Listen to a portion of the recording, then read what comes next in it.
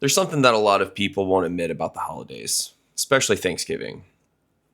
So some of us walk into those houses and immediately feel like we've gone backwards in time. And not in a nostalgic way, but in a my body is here, but my mind doesn't belong in this room anymore kind of way. If you get what I'm saying. I mean, and it hits the people, specifically the people who think deeply, harder than anyone else. Bar none, harder than anyone else. I mean, most people have no clue what it feels like. They have no idea. There's two types of people. There's the people that think deeply and the people that just don't, right? The people that don't, they walk in, shut the brain off, just fall into the same conversations, the same jokes, the same recycled small talk, and they're fine. They're fine. They're comfortable. They don't question anything. They don't notice the dynamics. They don't notice the tension under the surface. They don't feel the weight of pretending. They just slip into it, right? Like a cozy pair of slippers. They just slip right into it. Nice, warm, and comfy. But when you're someone who actually pays attention, you can't unsee what you see. You can't unsee what you see. You can't unknow what you know. You especially can't pretend to be the version of yourself that they boxed you into when you were 12 or 16 or whatever age they froze you at, right? Aunt Marge and Uncle Tony. Hey there, buddy. Hey, how you doing? You walk in with the mind that you've built, the awareness that you've earned, and you feel the entire room just trying to drag you back to that older version of yourself, right? And you're just standing there thinking, like, I'm not him anymore. That's not me, Uncle Tony, Aunt Marge. I'm not that guy. I'm not that kid. I'm almost 40. Like, come on. But that's the thing is, like, the hardest part is nobody else in that freaking house even realizes they're doing it. They don't get it, right? And my homie Alan Watts, he talked about how people live inside these automatic identities, like just these habits that they never questioned ever. And then my other homie Carl Young, he talked about how families they pass their expectations down, right? They just like a script, like here's a script. And then when you're the one person in your family who actually broke out of that, everyone feels it. They feel it. It's palpable. Even if they can't explain it, even if they pretend that they don't notice, even if they call it by another name, like you've changed or you're too serious now, right? You think you're better than everyone. They don't have the vocabulary for what they're experiencing. So they use just whatever language they have. But what they mean is, like if you read between the lines, what they mean is you're not playing your old role anymore, dude. And that makes us uncomfortable, man. But here's the thing, deep thinkers, they don't fit into family systems because they refuse to stay unconscious. I mean, you can't turn your brain off. You can't sit there and laugh at the same freaking story you've heard 20 times. You can't act excited about conversations that they don't really go anywhere. Right? I mean, you're just sitting there noticing everything, every contradiction, every avoidance, every buried resentment between relatives, and every unfinished argument from last year and then the year before that, that the family just pretends doesn't exist, right? And meanwhile, they're looking at you like you're quiet or distant, or you're in your head too much. They have zero clue They have no idea that your silence, it's not distance that you're putting between them. It's just restraint. Most people, they're completely peachy keen comfortable because they don't observe anything. I mean, you're uncomfortable because you observe everything. Everything. You notice things. You notice who's performing, who's lying to themselves, who's filling space, because silence is scary to them, right? You notice which people you could talk to for 2 hours straight and still never get one real sentence out of them. You notice these things.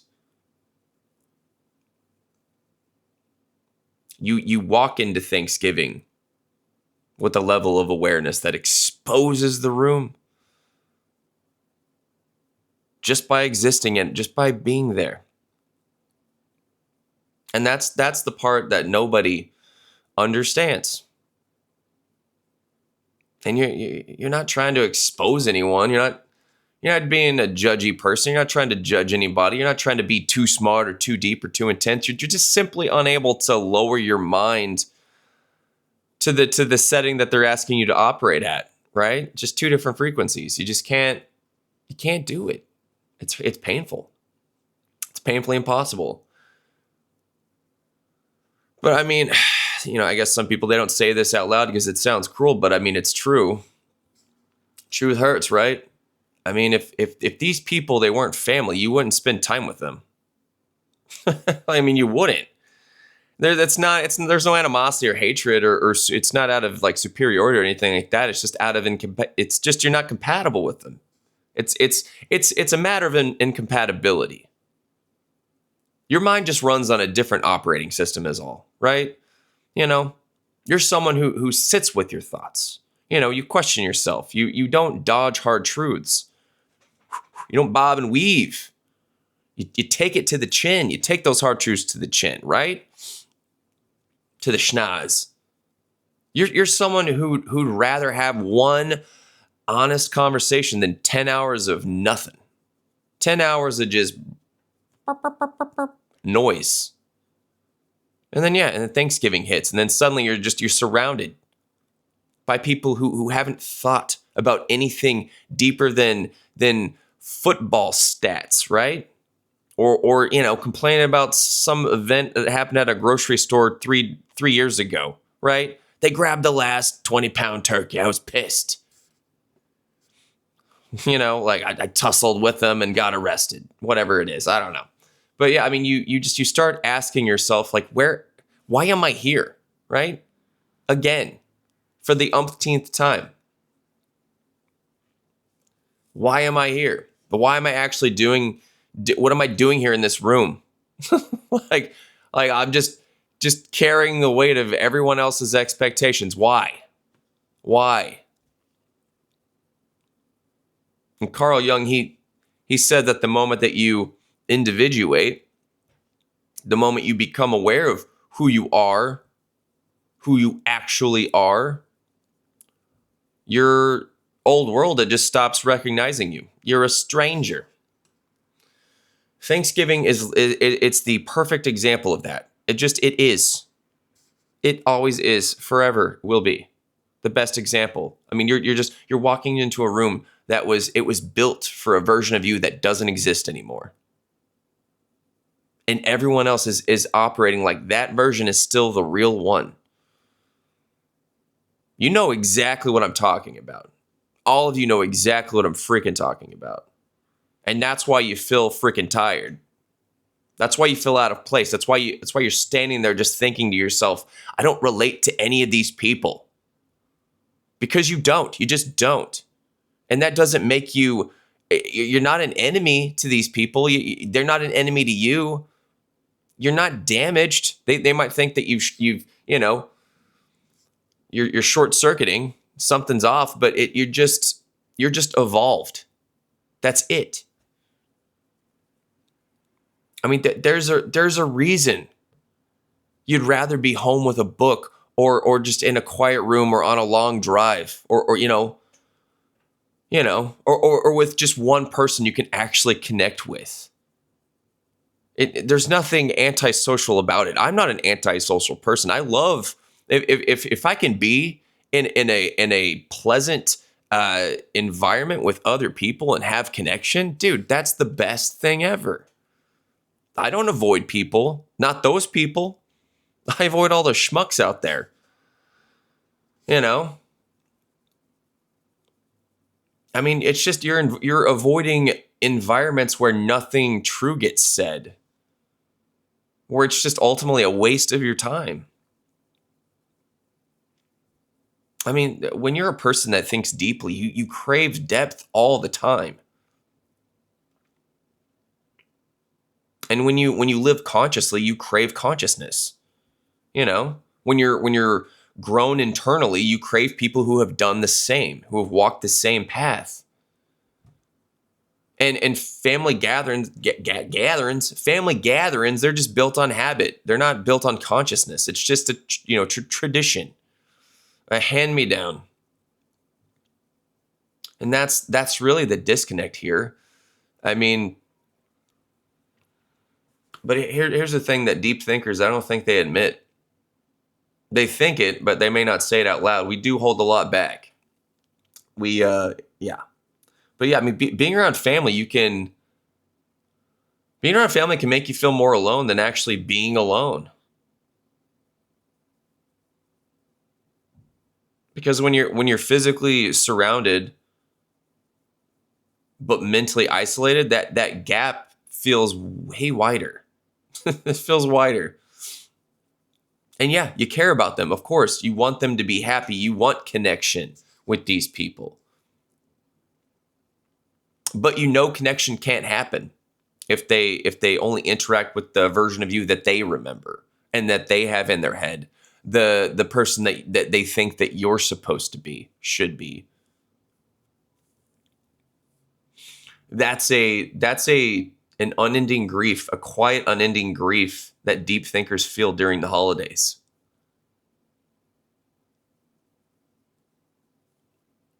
It's deeper than loneliness. It's much deeper than just loneliness. It's the realization that the people who love you don't actually know you. Not the real you, not the you that exists now, not the you that came out of everything that you've survived and learned and built and broken through. There are battle scars that came with that. They don't acknowledge it. I mean, you can even, ask yourself, I mean, do they really love me? I mean, because if they're just they're digging for that older version, but they're not seeing or acknowledging or what you feel like, you don't feel like they're loving who you really are now. It's just that then it's kind of confusing, because you ask yourself, does my family even love me?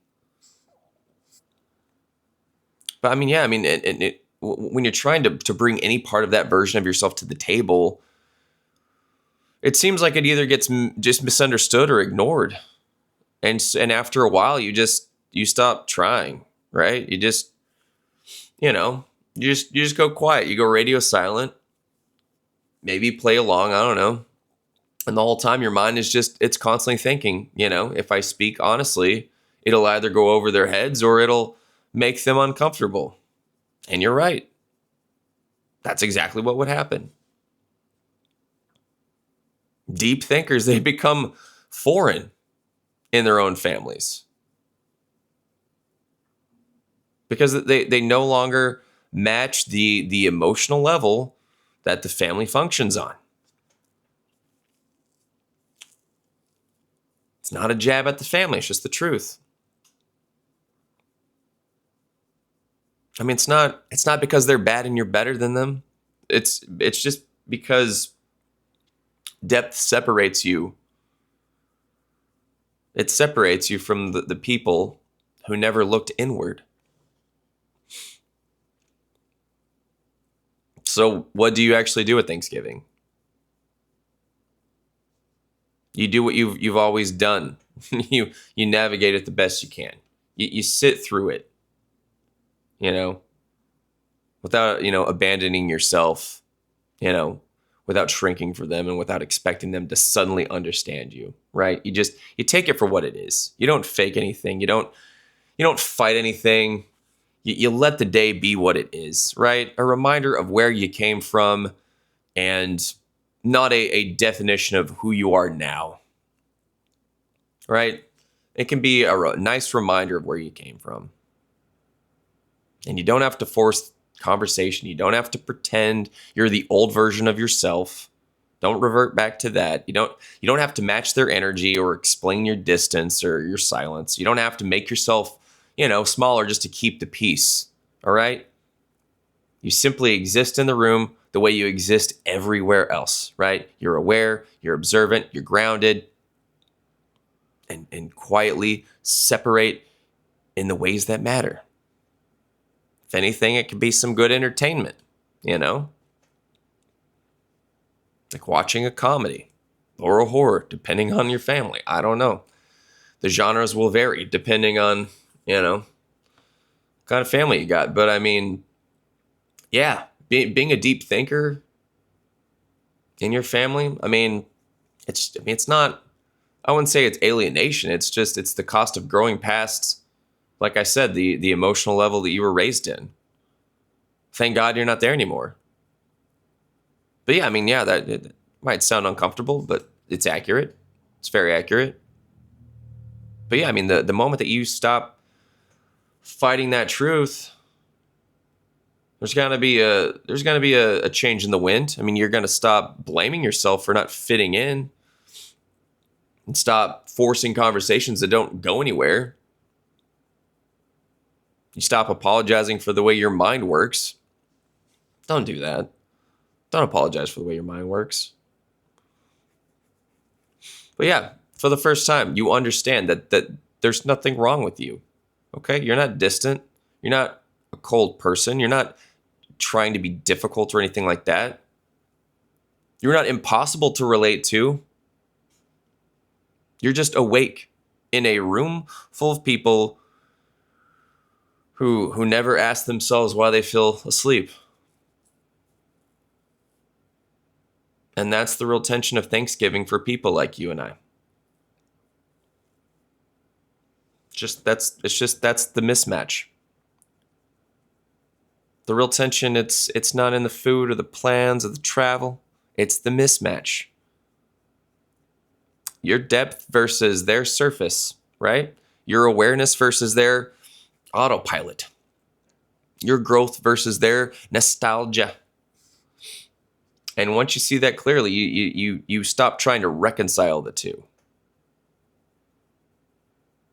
You just let the day be what it is, right? Just let the day be what it is. You let yourself be who you are, and you walk out of that house just, at some point knowing the same thing you knew before you walked in that house, right? You don't fit in because you're not supposed to. Okay? You outgrew it. You outgrew it. And by God, that's the truth that nobody else in that freaking room will ever say. But you've known it for a long time.